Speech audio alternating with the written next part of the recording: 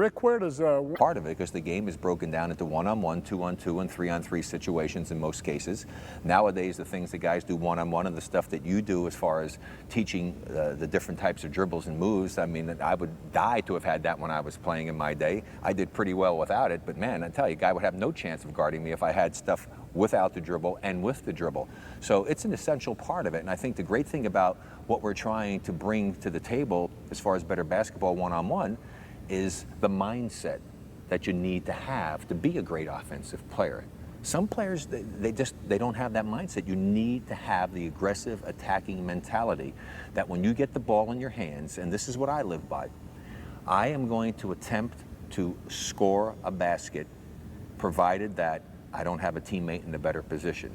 If I have a play that I have to run and I have to get it to a person, certainly I will do that. But if the opportunity is there when I receive the ball, I want the defender to be worried about me every time I touch it. So I don't catch the ball and put it above my head and tell everybody in the building I'm going to be throwing it to someone. I catch that ball and I take that guy and say, you better worry about me, buddy, because if you don't, I'm going to go by or I'm going to shoot it in your face.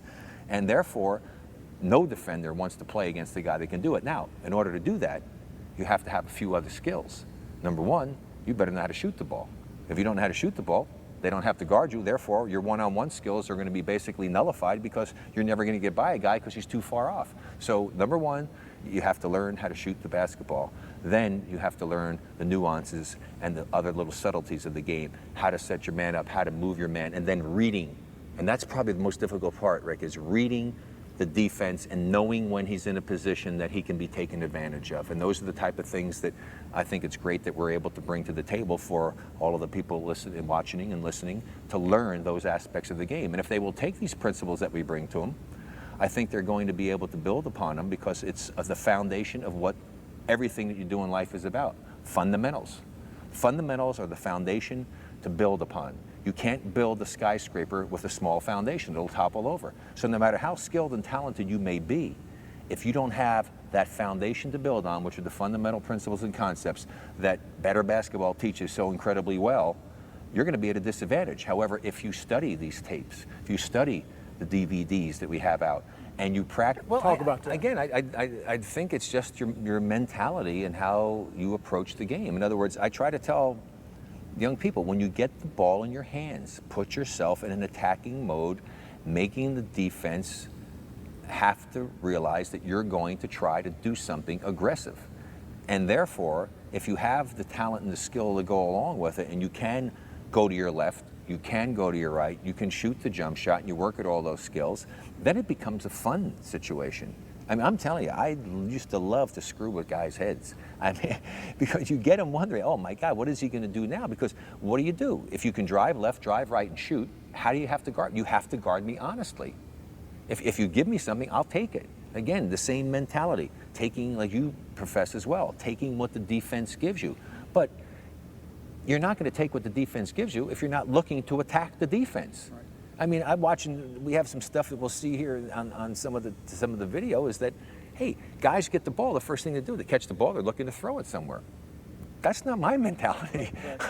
You know, I'm getting the ball, I'm thinking about trying to make this guy think I'm going to beat him, and if I can beat him, I am going to beat him.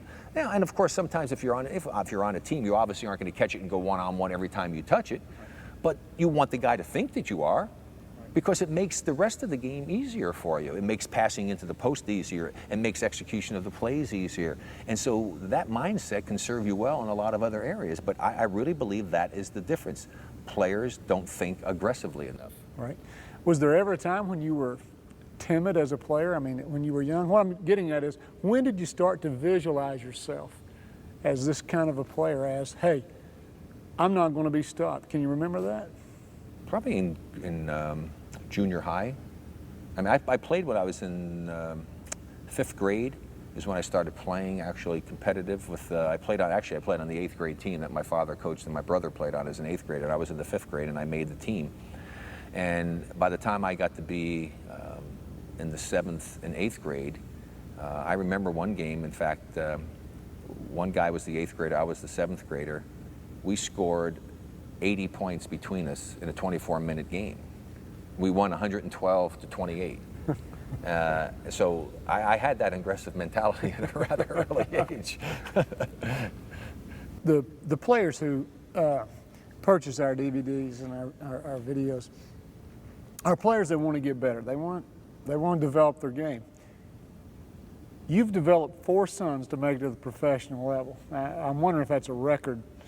How'd you do it? Well, basically, they're the ones that deserve a lot of credit, but the one thing that I think that I did is getting back to what I talked about previously, building a foundation.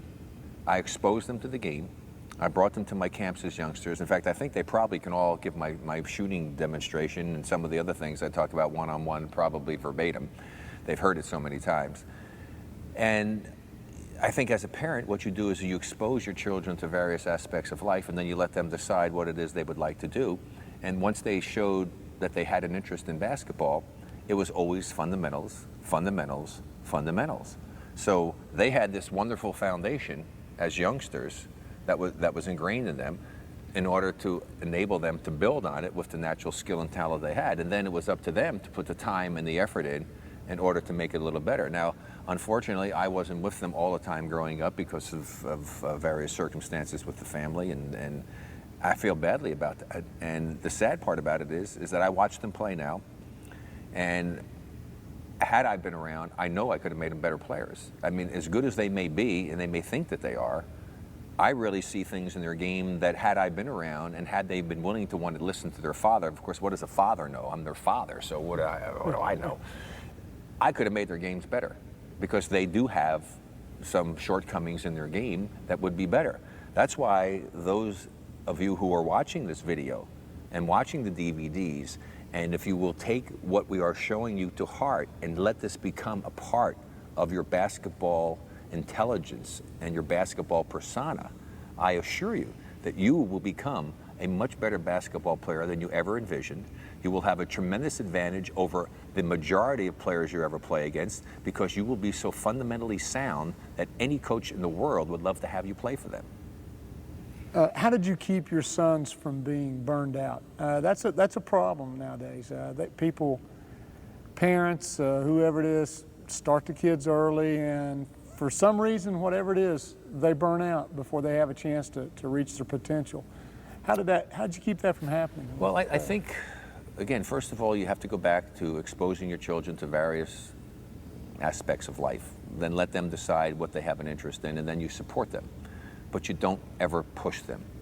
You don't ever demand of them to do certain things. You explain to them, like my son says, well, I don't think I want to go out. So why don't you go out and practice? I don't want to go. Okay, no problem. But just remember, there's probably somebody else out there who is practicing now, and he's going to probably be a better player than you because he's willing to put the time in. So if you want to get to be good, you need to put the time and the effort in to do it, but that's your choice. And you never push them and you never force them to do it. You just explain things to them so they can understand what the ramifications are if they make a decision not to want to do it, but you don't make them go to this tournament and force them into this league, just like my son and my wife asked him recently, do you want to play baseball? And he said, no, I don't want to play. And so she said, well, what should we do? I said, well, then he doesn't play. Right. I said, if he doesn't want to play, I'm not going to make him play baseball just because you want him to do something. And I said, son, I'm not going to let you, if you don't want to play baseball, that's fine. But you're not going to sit in the house and watch video games and watch television. You're going to have to do something else and be outside and be involved in something. If you want to go practice basketball, that's great. I'll go work with you and do that, but you have to do something else. It's not that you're not going to play baseball and you're going to do something that's worthless. And so that's up to him. And so it's really funny because he's really gotten a real interest in playing basketball. And so, Dad, can we go out and shoot and do something? And I may be in the middle of doing something, but I put it down because, hey, if your child asked you to go do something that they have an interest in, find the time. But don't say, come on, son, we're going to practice. Oh, I don't know, we're going to practice. No, I never do that to them. I mean, I just think that you have to just support them. Don't push them, and then they're not going to get burned out because they're doing what they want to do. If a child wants to do what they want to do, it's amazing the energy that they have. They won't get burned out. Where they get burned out is if you're forcing them to do something they really don't want to do. Right. Along those same lines, do you think there's a natural progression in developing a kid? I see too much being thrown at young players at one time. And I think that if they had only a few things to work on at a certain age, they'd get very good at that before they went on to try to do, try to learn a flex offense or how to play off of triple staggered screens when they're 7 years old. Yeah. I mean, is there progression there? You got a feel for it? Where would I start him? How would I build him up? Yeah, I think it depends on the child. A lot depends on the child, but I do agree with you that you don't want to overwhelm them with things. The biggest thing I would say, number one, first and foremost thing that you need to teach a child how to do, and it's the best thing you can have them do, is learn how to dribble. People don't have an understanding, and my son finally got the message here fairly recently, is that if you can dribble the basketball with both hands and control the basketball at the young ages, you can dominate. Right. You can dominate the games because most kids can hardly dribble the basketball. And so to me, the most simple, basic, fundamental thing to learn first for young kids is dribbling the basketball. The first video that somebody should buy from Better Basketball is the dribbling video. Learn how to dribble the basketball. And then just keep working those drills, working as you go. I mean, and it's amazing how young. I mean, heck, the one kid that's on the video, that's what he's doing. I'm going, man. I said, son, come here, watch this. And it's amazing what they can do if they practice. And so I said, you see, you think that he was born with that ability? No, this young man went out here and practiced and worked on it. But that's the best thing that they can do, is learn how to do that. And then I think the shooting. You have to learn the fundamentals of shooting. But what you need to do is get them on a lower basket. So that because for a little kid to try to get it, they have to throw it. They can't shoot the ball at a 10-foot basket.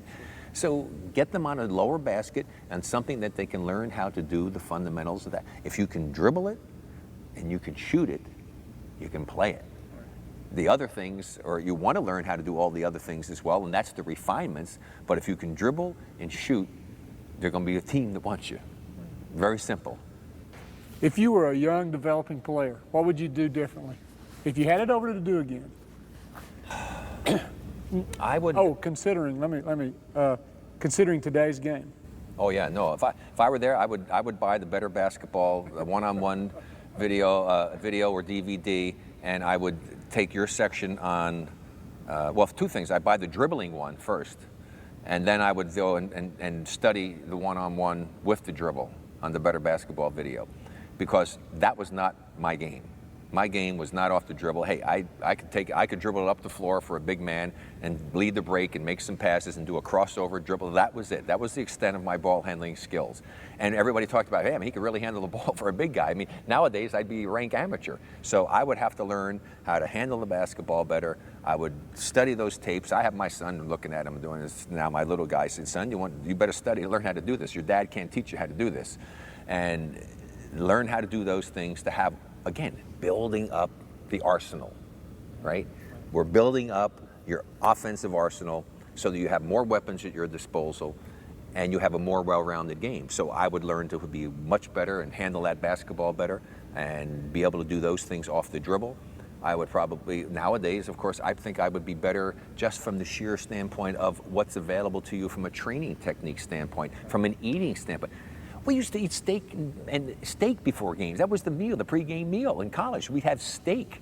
I mean, come on, nobody eats steak before an athletic event anymore. It's a carbo load now. So if I knew more about the eating habits, the workout, my last year, Nautilus came into being the first time. And we never lifted, we never did any of that stuff. I would be bigger, stronger, more flexible, have more energy.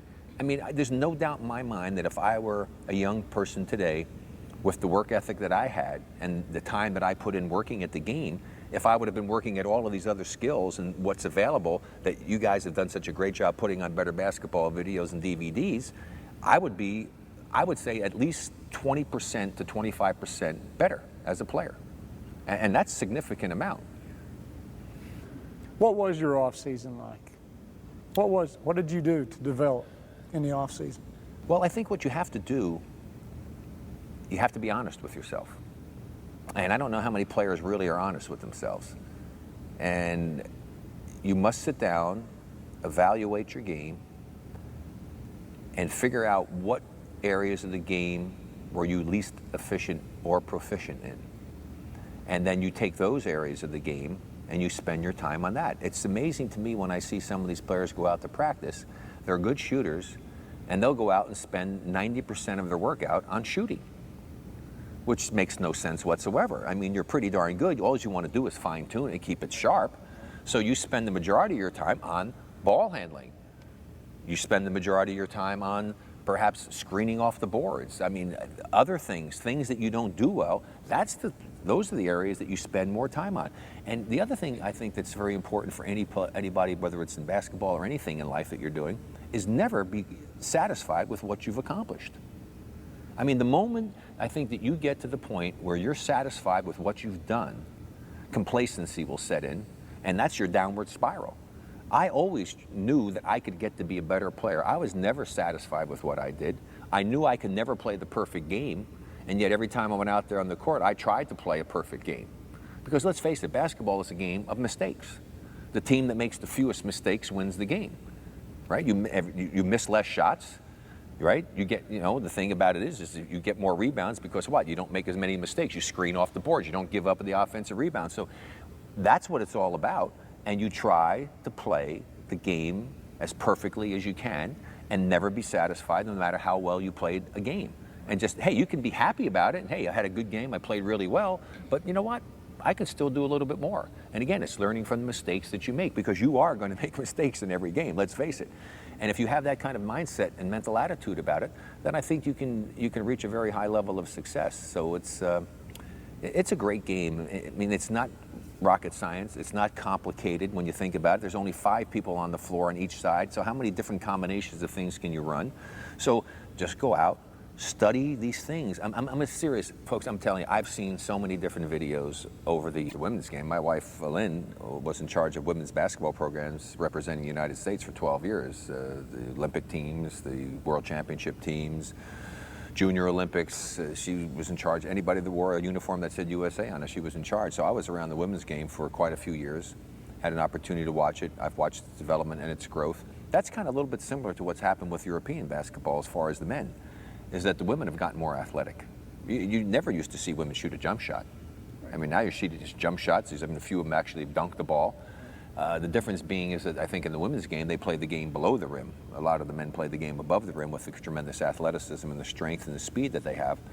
But the women's game is fun for me to watch. I kind of equate it to comparing men's tennis to women's tennis. Although the Williams sisters are changing that a little bit as far as the power game goes, but generally speaking, men's tennis is a power game. Women's tennis is more of a finesse game, more rallies, things of that nature. Right.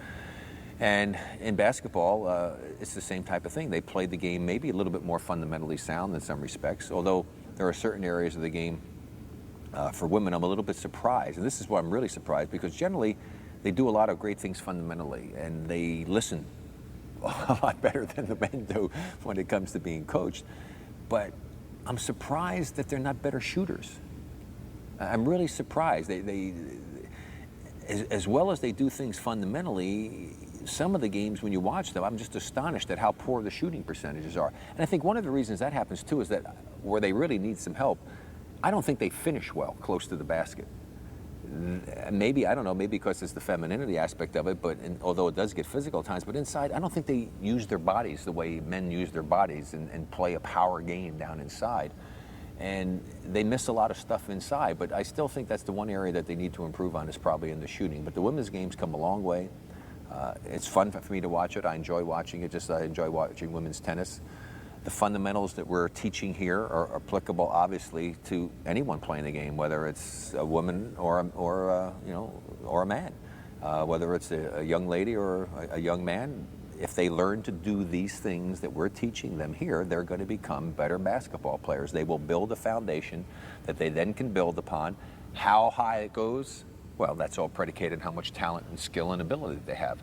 However, if anyone studying these tapes learns how to do what we're teaching, that will enable them to have an opportunity to compete and play up to at least a certain level, whereas they wouldn't have that chance if they didn't learn these things.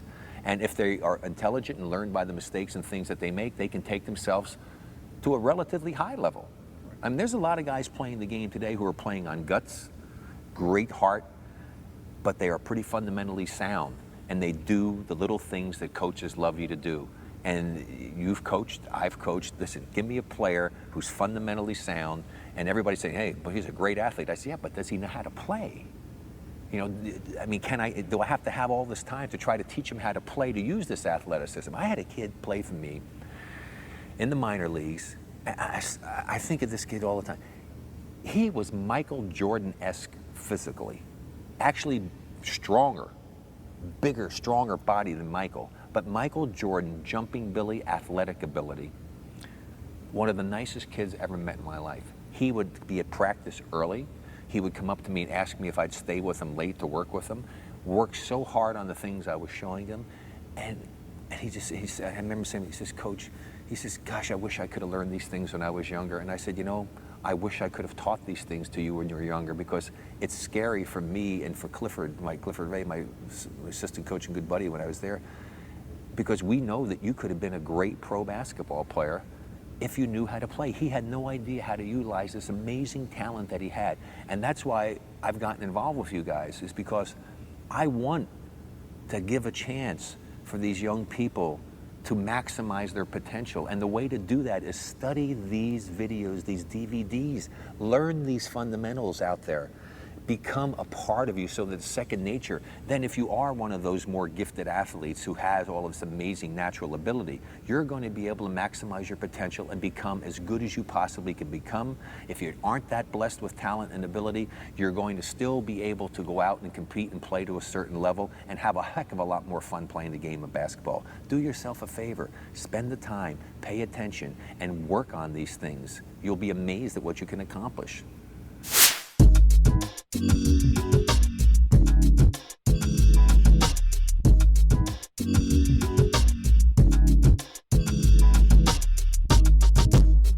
All right, Rick and I are going to show you a move that I learned a long time ago by a great player in the NBA by the name of Easy Ed Macaulay. And I first started out, Rick, going to a basketball camp, and he asked me to do a few things, and saying, well, how am I supposed to teach? I just kind of did these things. I didn't really know. So he said, well, let me show you this move. And he said, I call it the onside move, and it's what you call the open move. And it's contrary to what most people teach, because most people teach to keep your body between the defender and the ball. And so with the open move, or the onside move, and we'll stay with the open move, you're going to attack the defender, again, from the triple threat position and triple attack position. You're going to get in this position here, and you're going to read him and see where he is. Obviously, if he were a little bit too far away and I'm here, I'm going to take my shot, because I'm not going to allow him to not play me. That's why if you're a good shooter, he has to play me honest. So you read him, he's in a position now where I'm going to attack him. So I'm here in the triple attack position, and what I'm going to do is most players will guard you with one foot a little bit in front of the other. In this case, it's even more so, but that's what you aim at. The forward foot. His left foot is forward. That means I'm going to attack him from the same side of the floor. That'll be my right foot. It's the opposite foot, but on the same side. Or as Coach Torbett likes to talk about, attack the back to his back. His back is this way. That's to your right. That's where I'm going to attack him. Now what you want to do on this move is you have to take the ball and bring it in protected over here on the side, and my attacking move is right to the outside of that foot. I don't mess around by going out here. I don't do steps and step in between them. It's not a fake, it's an attacking move. So I'm going right to the outside of his foot. Now, if he were that slow in real life, I would have gone by him. As I start this move, I'm loaded up here on my back leg. This is like a spring, a catapult to get me to go. As I start to push, if I started to go here and saw that he wasn't immediately reacting to that, I know I got him. And I'm able to blow by him, I get him on my hip, and he's in trouble. But I'm right at that foot. If he's a good defender and he's going to react to it, I pull it here, I make the move, now he's back. Now this is where the fun starts. Now you've heard a lot of people of the rocker step. This is what I feel is like the rocker. As I am here, he's in that position, I start to do this.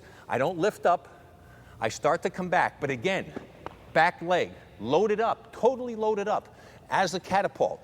As I start to come back, and if he does that least little move, just that much, I'm going to beat him. Because the moment I see him do that, I push off from the back foot, explode to here. By the time he reacts, I'm already by him. The ball's on the floor, and I'm to the basket. So let's do that quickly. We'll do it in slow motion. I'm here, he reacts, I do this, he comes forward, I explode. Look where I am. He's dead. Because now he still has to turn to get to me. When he turns, I'm taking this next step. Look at that. No way that he can guard me. Can't stop that move. So, here, whoa, beat him.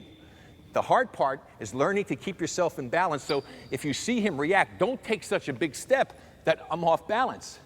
If I see him reacting, I shorten my step up so that I'm in control and in balance. Then I come here. If he leans, I explode. Now, let's say I come here, he drops back.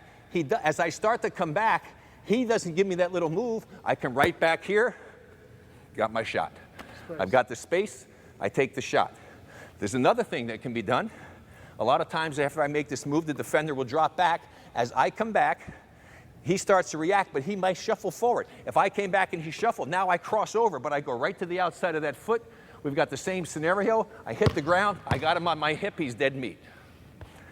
That is the progression for the open move. And so when you just see, first of all, I react. If he's too far away, I shoot the ball. If I get him in a position where I know I can attack him, it's at the forward foot. Here, whoa, bye. Believe me, this one, if you work on this one, you will cause major grief for the person defending you. The key to it is you're slow and deliberate. It's not, you don't do that.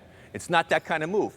When you're going to get out of the triple attack position, make it be an aggressive, actual move to beat the man, not a fake. I'm not going to fake right and go left, because sometimes you do this and he doesn't move and you come back here when you should have beaten him because he didn't do anything. Always think aggressively. It's an attacking move to beat your man. Again, the key as a one-on-one player without the dribble is I need to get this defender moving. Then the most difficult part is reading when I've got him out of position and I could take advantage of him.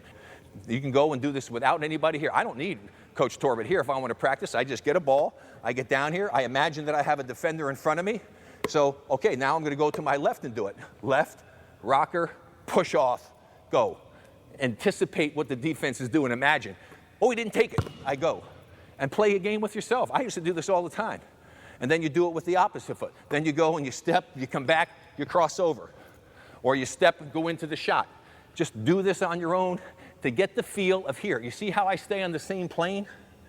I'm not going this way. I don't lift up and I don't come back like this. I stay down here, back loaded. And the key to it is when you do have the guy leaning, the explosion is not to take this foot and bring it forward. It's to extend the forward foot. And Rick, if we'll come here, just so for demonstration purposes, I'm just going to show you where I step, all right? If I stepped here, and then I step with my other foot, please put your foot right here where my foot is. This is where I got to, right? Yep. Just put it this way. This is where I got to, right? Now, that's when this foot hit the ground. If I do this and explode, I've already reached that point with this foot much quicker. And then by the time this foot comes down, where am I? I've covered a whole lot more territory, and I've gotten to that point a whole lot faster than I would. So if you were to time for me from here to there, as opposed to here to there, I guarantee you this is going to be faster. So I get the same distance in a shorter period of time, and I'm going to wind up covering a lot more territory by the time I bring my rear foot there. But that's the hardest part, is learn how to do this and that explosion there. That's the key to the move. Here, rocker, boom. That's what beats them. Good luck. I hope to see it when I watch highlights of you on ESPN.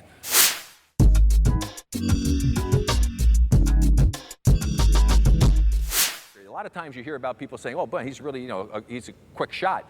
Well, that doesn't mean getting the ball and throwing it up there like that. That means taking the ball from off a dribble, getting it up to your shooting position in a quick fashion, and then you want to shoot the ball technically sound from that point. So what I'm going to do is, I'm kind of like Henny Youngman, who stole jokes in the old days from the other comedians. I'm stealing from one of the greats of all time. Jerry West taught me this actually when I was a rookie in the league a long time ago.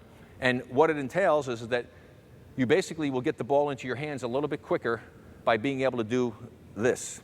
Is that as you go along, you know when you're going to shoot the basketball. So the dribble prior to your going into your shot should be a harder dribble, and you go down and you get it in your hands.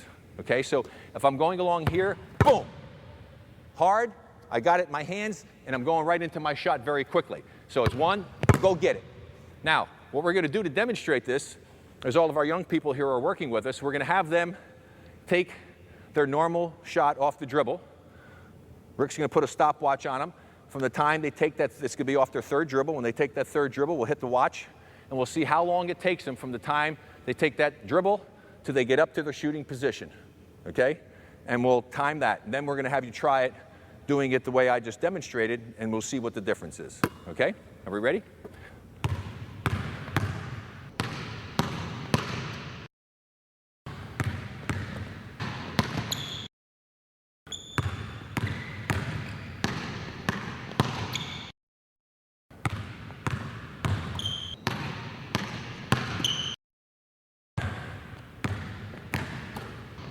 Okay, there we go. Okay, that's almost half the time. Okay, just a simple thing. You've never done it before. And do you see what happened? You cut almost half the time it took you to get the ball to your shooting position. Do you think that can make a difference in the game? I think so.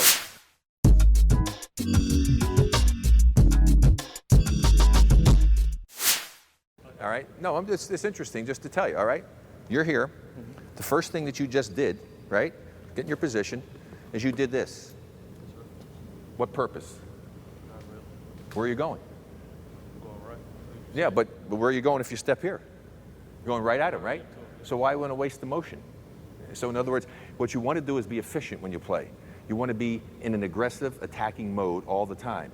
And so what you want to do is look at him. You've had the ball here. We're getting you in the perfect position, right? You can get in your triple attack position, and you haven't established a pivot foot, so you have all of your offense working for you. So now what you want to do is read him, get in your position. All right, so now what he's doing, he's playing me with this foot forward. I'm telling you, it's a lot easier to attack the forward foot. So what you should do in this case is attack that foot, his right foot, which is a little bit forward. All right, now what you want to do is do what we refer to as the open move. Okay, you're going to kind of open yourself up the ball. So I attack this foot, and I'm going to go right at him, and I'm in this position here, and I go right. Okay, so now I saw him dropping, so now I'm stopped, but I'm still in good control here, right? So my objective is to get him to move. So slow and deliberate, attack right to the outside of that forward foot, and try to make him move. I've got him to move, so now I've really set him up pretty good. And so now my next move here would be, if I do this, if I start to do this, and he didn't lean, I can come back and shoot the ball. If I do this and I do this and he leans towards me as I come back, I'm loaded up here. No, if I do this and he leans, look, explode, look what he's dead. I'm right by him, okay? So this is the type of move. Attack that forward foot, bring the ball here to protect it. Now if he's moved back, I do this. If he comes forward, I explode off the back foot and go forward with this one and go by him. If he doesn't come back, I can come back and shoot a jump shot. If I come back and slide forward with this one, now I can cross over. But I go right at him, okay? So don't waste any motions. Slow and deliberate. Good. Okay, now, the thing is, don't just go and pull back. Go here and suck him in. You see, you want to play with his head. You want him to move. So if I do this, and I can get him to lean, I'm ready to still go forward. When you did this, you already committed, okay? Good. Nice. Good, but just protect that ball a little bit, right? Because if you step open, you don't want to hold it here. A good guy might get his hand on it, so bring it back here. All right, now here. Make sure you get yourself about shoulders width. But now, yeah, that's the triple attack position. Now you're ready to go. Now you see what he's doing. All right? There you go. Good, good, good. He didn't come back. You had a jump shot. If he has that right foot forward and you're no pivot foot, attack him with the left foot, right? Yeah, yeah, right to the outside. And as you start, if he doesn't start to go back, just go, right? He's got to. Once you start to do this, if you see him not moving, go. Just push it and go. Good. That's all you need. That's just great read. Good quickness. Very nice. Little crossover. Nice move. That was great read. Great read. That's a great read. He didn't react to you, and you just blew right on by him. Had he reacted, now you stop, and now you do the rocker move and try to suck him this way. And if he does that, then you explode off the back foot and go forward. If I make this move at him here, let me go to your foot. I get him back here. If I do this, and he just leans a little bit, and I do this, he can't get me. You see that explosion as I push off? So if I drive him back, I do here. See that? See how quick he can go by him? You have to take your time. Okay, he jab step here, come back to here, see what he does. Now maybe you come back here. Hey, and he might play you tough enough. I mean, a good defender, sometimes you might not be able to beat him. Okay. I mean, if he's really good and he's reacting and doing the right things, you might not be able to beat him. So then pass the ball and cut. You know? Give it to your teammate, go cut or go set a screen or do something else. Hey, there's no guarantee that you're always going to beat him, and it's not like you got a minute to screw around with him. I mean, you have a shot clock, and you don't want everybody standing around watching. So when you get it, evaluate it, make your move, see if you can beat him, see if you get the shot. If not, give it up and move, because it's not a game of everybody standing here watching you do this. Okay? There you go. It's a shot. Oh man, did you realize it? I mean, when you did that and you came back, he was late coming back. If you had gone here and come here, you had a shot. Okay? Good, good. Now you see, and what happened is you didn't do things quickly there. Was he fast? No. You did things and you got him moving. And what happened, he was a little bit late. You were able to come back and get a shot off. It's not about how quickly you do things. It's about making him move, all right? Being deliberate with your moves to get him to react to them. And then the most difficult thing, as you've seen right here, is for you to be able to recognize when he's in a position that you can take advantage of. There were a couple times there that you were, and you didn't do it because you didn't recognize it. But that's going to come with time, and if you keep practicing and working on it. But this is a good drill. If you get two guys, just get together and work on doing these things. But the big thing is slow and deliberate. Try to use the different moves that are there. Get him moving. You got to get him moving, but it doesn't have to be this kind of stuff, right? It's just, if I do that, that's more effective than that, right? All right, hold it. Don't just, now see, you got the habit, you caught the ball, and you did this and established the pivot foot. So you've already given away 50% of your offense. So if you don't have to, never establish a pivot foot, right? You want to keep your entire arsenal at your disposal. So don't establish a pivot foot if at all possible. In a drill that we're doing, obviously, you want to make sure that you're here in the triple attack position. No pivot foot. Now you see him. Now you determine how you want to attack him based upon how he's playing you. In this case, if he's playing you square, which is unusual, 90-some-odd% of players will play you with one foot a little bit in front of the other one. No, just play him square. It's okay. You attack whatever one you want, right?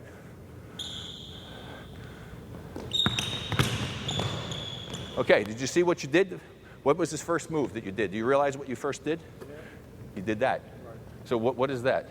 Is that efficient? That's not going to help you out, right? That's a move that told him, okay, the next thing I'm going to do with this leg. And so he had no pressure on him. You didn't put him on the defensive. You actually gave him an advantage. You gave away 50% of your arsenal by doing this and never committing. So he knew you can either go here or here. That's all. So if you're going to establish the foot, at least try to drive him back and make it an aggressive, attacking mood. That's the thing that we want to try to get across. When you're thinking one-on-one, the mentality is aggressive. It's an aggressive mode that you get into. You don't want to be passive. You want to attack that defender, okay? All right. The first step on that one, you were here and you stepped here. You had no problem covering that, did you? Why? Because you went more laterally than you did attacking. Okay, what's the shortest distance between 2 points? Okay. You're here, you're there. What are we trying to do? Straight line. So if you're stepping over here, you're going way out of the way. Right. You know, Coach Torbett talks about the V and the U. Right. You were making something else. I mean, maybe Russian alphabet or something. I don't know what it was. If you're going to use it, right. In other words, if you're going to move it, geez, go at him here, right? If he doesn't react to it, you just keep going. If he reacts to it, shorten it up so you're in control. Then I try to get him to come this way a little bit by using the upper body, load it up back here. If he comes, I push and explode and go forward again. What good is this ball up here? Right? Down here, triple attack. What you're going to do, if you're going to go open, you pull it to the side here. Cross, you're over to here, right? But you want to keep it down in this area, in that shot pocket, whatever yours. Some people's are a little lower than others, but basically in that same area in here. You don't want to get it up over here, right? Up. Okay, nice drive. You got away, you got size. You did this. Did you realize? Yes, sir. You did that, and then you did this. Okay? Is that efficient? Yes, sir. No. Okay, here we go. What is this? What is this? No. Now, here's what I would attack him. You have both feet forward. I would attack this foot. He's got a foot forward, right? and he's playing you square, he's playing you evened up, I would attack that right foot, which means you'd come at him with that left foot. And you go right to the no, not in the middle because you can't go, no, you go to the outside of his foot. Okay? So you would go to the outside of his foot here to try to drive him back. And if he doesn't react, you go by him. Okay? Aggressive. Good, good. Don't get it way up here. Keep it down. Good. Good read. It's not going to be up on you. You got a chance to shoot the ball. You shoot it. If I'm here and I explode here, that's when I can get that little advantage on him. But for me to go here and then to here, if we were to put a stopwatch on it, for me to get here and then bring this foot here, all right, I'm going to get further in the same amount of time by doing this and gone. I'm going to get further. I'm going to get further with that foot when it comes finally from behind, and I'm going to do it quicker. That's where quickness comes in. Everything's slow and deliberate. When you read them and you go, that's the quickness, right? It's not here quick. It's here, then it's quick if you're going to beat him, right? I mean, there's a guy named Larry Bird that played. I don't think he was the quickest guy in the world as far as running fast. I mean fast, but he was very quick in recognizing, taking advantage of the defense. Now hold it. Okay, stay right where you were. Now, he's right there.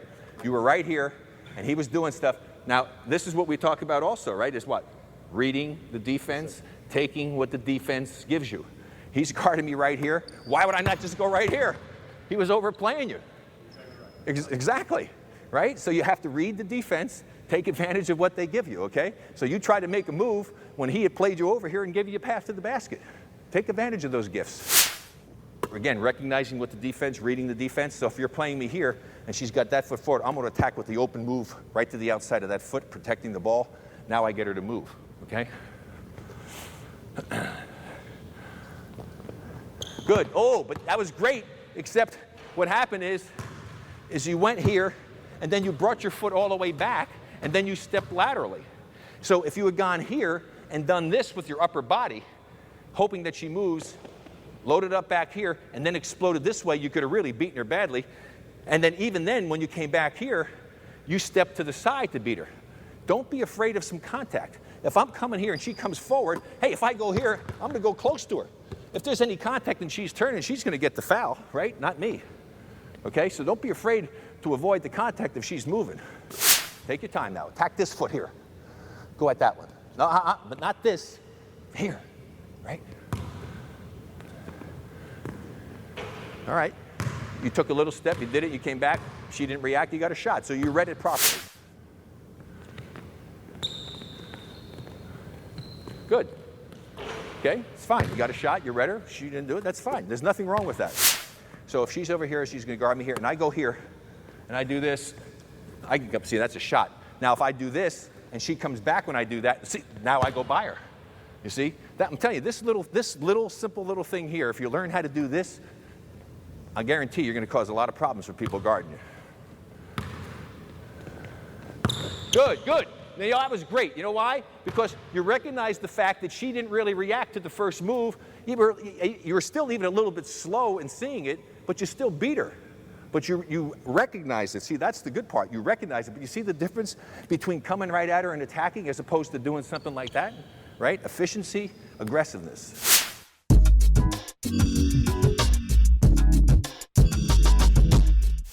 It's okay.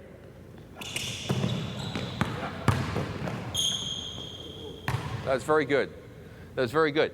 Because I think you actually could have probably gotten the shot off. Yeah. But the thing is you also saw, and you hit real quick, and you saw him coming still forward, and you just went and blew right by him on a little crossover move, which was outstanding. That was a very good move. I thought you could have taken the shot, but obviously, hey, I'd rather, as a coach, see you do that than I wouldn't necessarily always taking the shot. That's excellent. Go. Good defense. Okay, again, what happened? What did you do? Did you overcommit? Right? You kept coming, you caught the ball, you just kept on going. You really never stopped and focused and see what she was doing. She was pretty close to you. I would have liked to have seen you when she was coming. The ball was coming to do here, and now you've got a chance to decide to attack her. Okay? Don't overcommit, right? Make it simple. Make her on the defense. All right? Get back on the block. Don't be cheating. You're fast enough as it is. You're fast enough as it is.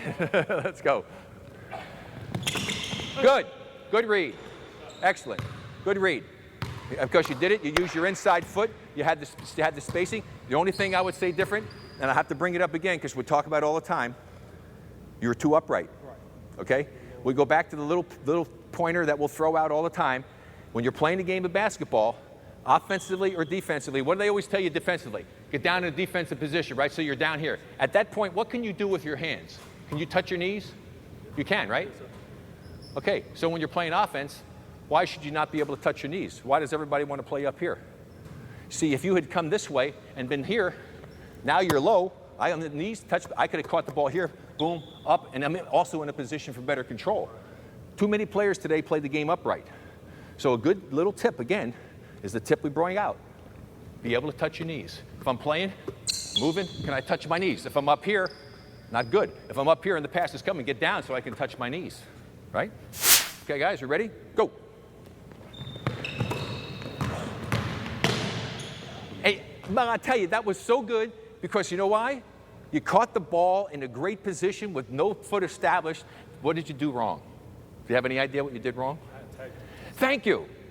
Give me 5. That's great. See, he recognized what happened here. He knew that he took a step to the sideline instead of where? That straight line to the basket. He was out of position. If you had gone here, he probably would have fouled you, but if not, you would have been going right here to the basket. As it was, because you went this way, what happened? You caught him, right? But you made a great move because you gave him a nice fake and went back up and under him, which was terrific.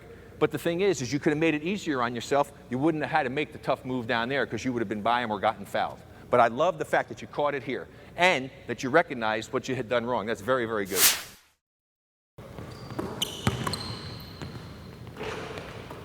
Okay, you thought you were out of your range. That's okay. No, you had the shot, but you knew you were out of your range and you still were able to do it. So the big thing is it was good recognition. You recognized that you had an opportunity to do something to take advantage of her, and you did it. What was the one thing that I didn't particularly like, Coach? A little upright, straight up in the air a little bit, right? Still come down. Even if you're coming to the ball and I'm coming here, I still want to be down here. See? I want to be here. This is the strongest position you can be in, right? Not up here, all right? Good.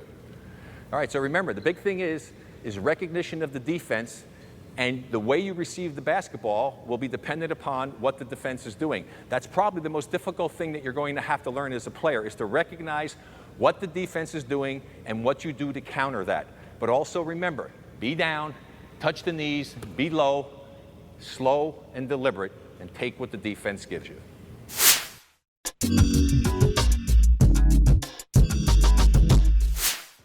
All right, in the game of basketball, generally speaking, you have 1-on-1, 2-on-2, and 3-on-3 situations. It's very rare that all 5 guys are involved in the play unless you're running a 5-man weave or something of that nature. The other 2 people trying to keep your defenders busy on the side. We'll get into that in another video. What we're going to talk about right now is probably one of the most basic plays in the game of basketball. It's the 2-man game. It's the pick and roll. I don't think that this play is run efficiently at all in today's game of basketball, and I think it's a travesty. I made a living off of this, had some great centers who were very helpful to me, and Nate Thurman and Clifford Ray and George Johnson, Billy Pauls, to name a few, who really understood the concept because we spent a lot of time working at it and perfecting it.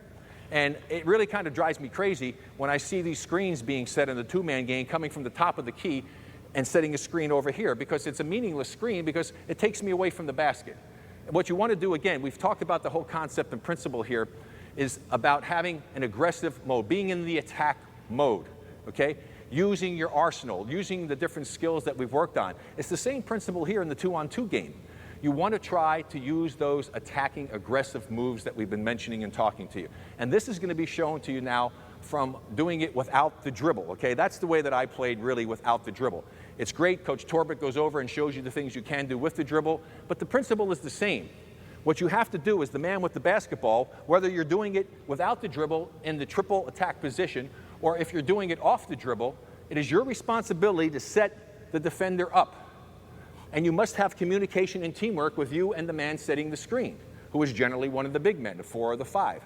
And so as he starts his motion to come out to you from, this is the ideal angle, again, coming in down here from the block area, the low post area, coming straight out at the wing, this is where I love the pick and roll play.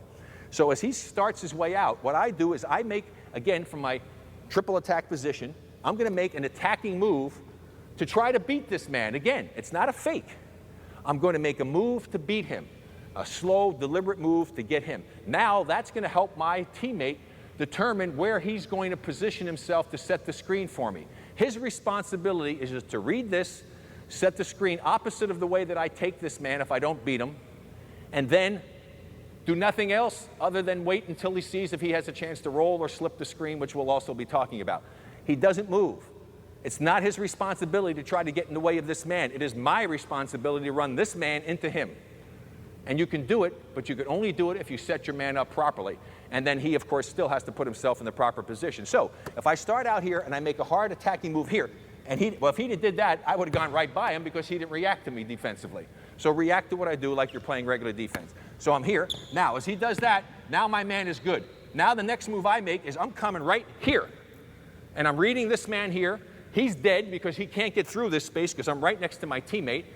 I would take, in this case, since I'm reading the defense, I can't get a shot off. He's too close to me. I'm going to take a dribble. He's going to turn and seal. I'm going to make him guard me, and he's going to the basket. And we've got a nice pick and roll play. Sorry about that. Nice pick and roll play going to the basket. Reading and taking what the defense gives you. Let's do it again, and you stay back. So as I make the move here, I get him here. Now I come here. He's back, one dribble. I have got a shot because he's not up close enough to me. Reading the defense. But where am I going? I got right in here into the gut of the defense. I didn't dribble out here, going away from the basket. Attack, aggressive mentality. Get in the gut of the defense. Put the pressure on the defenders. Don't give this man a chance to go off the screen. If I come in and I make the move, my man sets the screen, and I come here, he's going to fight over that. And he's in a help position. Next thing I know, he's guarding me. The play's dead. You have to be aggressive. You've got to go right off your man. Now, what will happen sometimes to you is that what teams will do, and the way they play it most of the time now, is they'll send this man up to hedge, expose, whatever terminology you want to use. That's, again, you and your teammate have to have communication. I used to love this one because as a player in the NBA, you love to have big men setting screens for you because they help you get a lot of shots. And so you always want to take care of them. Well, this is the way I would take care of my buddy Clifford Ray and Nate Thurman or George Johnson. They were always willing to come out and set a screen for me because they knew that they'd probably wind up getting a couple of easy baskets. I'd get him a dunk or something because we run a little screen and roll or we do a little slip action. So if the guy's hedging and cheating, which basically is this, if I make this move, come out and set the screen here, this guy's up and he's standing here. Well, if I see this guy coming here, I just do this, nod, he slips, I throw him the ball, he gets his dunk, and he wants to set more screens for me, right? It's a great way to do it. But that's the communication you have. So my thing would be a little head signal. So if he sees me do that, I'm telling him his man's out of position, just go right to the basket. So that's just another little advanced thing. But you have to have that in order to counter what the defense is doing. So now if I'm here and I make the move here, I would go right by you right there because he didn't play it, right? Again, reading the defense. So I make the move, you go this way, now he's here, go. All right? So that's the concept behind running the two-man game. It's a communication between you and the big man. You are taking the guy trying to beat him. You go this way, he sets the other way, and he sets himself perfectly, never moves again, and then we react and take what the defense gives us. But this is where we want to go. I'm guarantee you, learn to do this. You practice, you learn to read the defense. I don't care what the defense does. They can hedge, do it if they want, force. There's always something you can do offensively to counter that and give yourself a good shot. This is a bread and butter play and should be of every team. Unfortunately, how many times do you ever see it run this way? Learn to do it this way, you'll be way ahead of the game.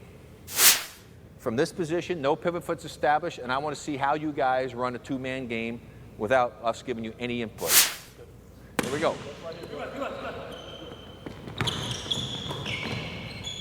All right, great. You got a basket, you did stuff, but you know what?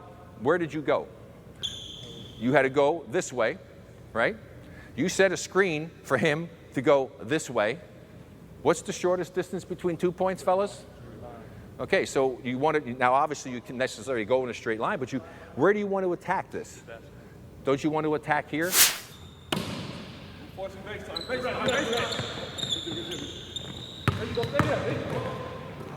All right? As you start to go and you make an attacking move, he's going to be coming at you directly from here. So, and he should be right. So you're here, he's guarding me. So if I go here, he knows where he's going. Now I come here. okay? So I cross over. If I went this way, now I come here. You didn't go right off them, and you took yourself around the world here. You know, I wish we had a monitor so I can show you what's happening, but you'll see it. Is that you made a nice thing and you did it, but you went like this instead of going right in here. Get into the gut of the defense, because you go there, people are going to come to help, and you don't have a whole lot of room before somebody's going to be there. And then read the defense. So if I were to make the fake here, and now I came here, and he's back there, boom, right here, I got a shot. Good, good. That's a shot. Okay, but that's a shot, right? You come back here, you did a nice move, and that's Coach Torbett stuff. That's off the dribble stuff, okay? So now you did a great move. You backed it out off the dribble. You came behind the screen. Take the shot. You know, that's as good as what you would have gotten anywhere, right? Again, not bad, but you should have taken it even further, made him commit. You still could have shot that ball there. He still was in between the two of you, and you still went a little bit around the world on him, okay? Go up. All right, here we go. What is that? What did you just do? You went, what is that? Where are you going?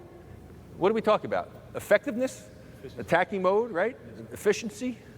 What was that? That's nothing. That's a charge. You can't go anywhere. Now you've given your pivot foot away. You went nowhere. You might have picked up a foul.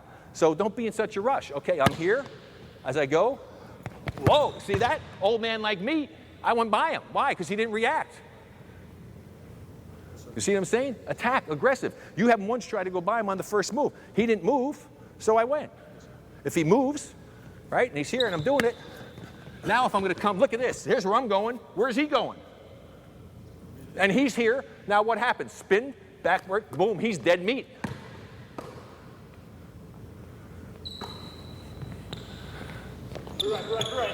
Good, good, good. Very nice. That's the way to go off that screen, right? Right there. All right, you guys are having too much fun. Play defense.